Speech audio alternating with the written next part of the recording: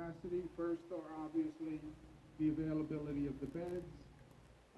A bed without staff is virtually useless, and a bed and a staff without the right equipment is virtually useless. So you have to complete all three at the same time. As far as beds, we have told the hospitals, I'm going to speak to every hospital administrator today, hospitals must increase their capacity by 50%.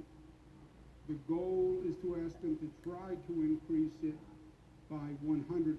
Remember, we have 53,000 beds. We need 140,000 beds.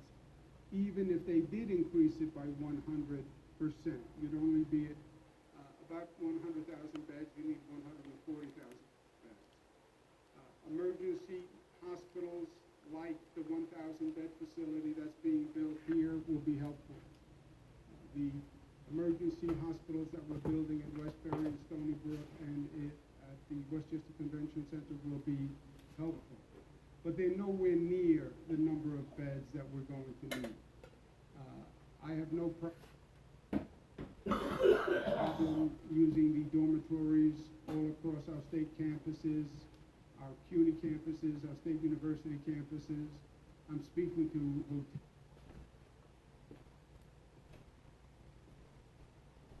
taking over their hotels to put patients in. I will turn this state upside down to get the number of beds we need. But we need the staff for those beds. And we're calling and contacting all retirees in the healthcare field. We're calling all professionals in the healthcare field, whether or not they work in a hospital. They can work in an insurance company, a clinic, or whatever. But we want to enlist as many staff as we can and as many backup staff, because healthcare workers will get sick. And this is going to go on for weeks, and you can't ask a person to work for 14 days consecutive or around-the-clock shifts. So we'll need a backup reserve staff. And equipment, masks, PPEs, and ventilators. And of those three, the greatest critical need are ventilators. Now, ventilators, you say ventilators, nobody really knows what you're talking about. The people who are going to come in, the people who will have acute needs, these are people who are under respiratory distress. They need a ventilator. The ventilator will make the difference between life and death, literally, for these people. This is a piece of equipment that in the normal course of business, you don't have a need for high levels of ventilators. And our hospital system has about 3,000 or 4,000 that has always met the need. This is a dramatic increase in the number of ventilators that we need. We have been working around the clock, scouring the globe. We've procured about 7,000 ventilators. We need, at a minimum, an additional 30,000 ventilators. You cannot buy them. You cannot find them. Every state is trying to get them. Other countries are trying to get them. The capacity is limited. They're technical pieces of equipment. They're not manufactured in 2 days or 4 days or 7 days or 10 days. So this is a critical and desperate need for ventilators. We're going so far as to trying an experimental procedure where we split the ventilator. We use one ventilator for 2 patients. It's difficult to perform. It's experimental. But at this point, we have no alternative. So we're working on this experimental application. Picture 2 hospital beds, 2 people in beds, 1 ventilator between the 2 of them, but with 2 sets of tubes, 2 sets of pipes going to the 2 patients. Again, it's experimental, but necessity is the mother of invention, and we are working on this as we speak, because life is options, and we don't have any other options. There is no other way for us to get these ventilators. We've tried everything else. The only way we can obtain these ventilators is from the federal government, period. And there's two ways the federal government can do it. One is to use the Federal Defense Production Act. There is a federal law where the federal government can say to manufacturers, you must produce this product. I understand the federal government's point that many companies have come forward and said we want to help, and General Motors and Ford and people are willing to get into the ventilator business. It does us no good if they start to create a ventilator in 3 weeks or 4 weeks or 5 weeks. We're looking at an apex of 14 days. If we don't have the ventilators in 14 days, it does us no good. The Federal Defense Procurement Act can actually help companies because the federal government can say, look, I need you to go into this business. I will contract with you today for X number of ventilators. Here is the startup capital you need. Here's the startup capital you need to hire workers who do it around the clock. But I need the ventilators in 14 days.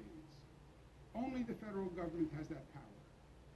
And not to exercise that power is inexplicable to me.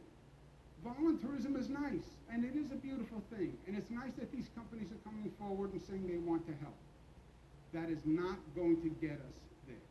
And I do not, for the life of me, understand the reluctance to use the Federal Defense Production Act. Also, the federal government has 20,000 ventilators or thereabouts in the federal stockpile. Secretary Azar runs an agency called HHS Health and Human Services. I asked the secretary, look at the first word in the title of the agency you run. It is health. Your first priority is health. You have 20,000 ventilators in the stockpile. Release the ventilators to New York.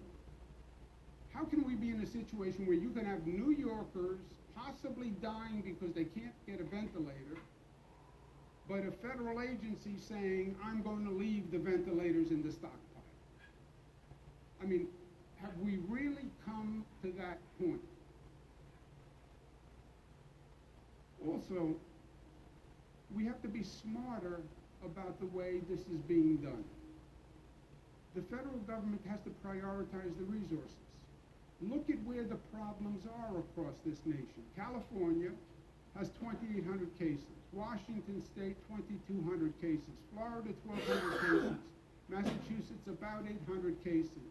New York has 25,000 cases. New York has 25,000 cases. It has 10 times the problem that California has. 10 times the problem that Washington State has. You prioritize resources and your activity and your actions to where they are needed. In New York, you are looking at a problem that is of a totally different magnitude and dimension. The problem is the volume. Dealing with 2,000 cases is one thing. 2,000 cases, frankly, we could deal with in this building with the capacity that we're providing. We have 25,000 cases. We need the federal help, and we need the federal help now. Also, there is a smart way to do this. Deploy the ventilators around the country as they are needed. Different regions have different curves of the infection. New York is the canary in the coal mine. New York is going first. We have the highest and the fastest rate of infection. What happens to New York is going to wind up happening to California and Washington State and Illinois. It's just a matter of time. We're just getting there first. Deal with the issue here. Deploy the resources, deploy the ventilators here in New York for our apex, and then after the apex passes here, once we're past that critical point, deploy the ventilators to the other parts of the country where they are needed. I'm not asking for 20,000 ventilators and they stay in New York and they live in New York and change their residence. As soon as we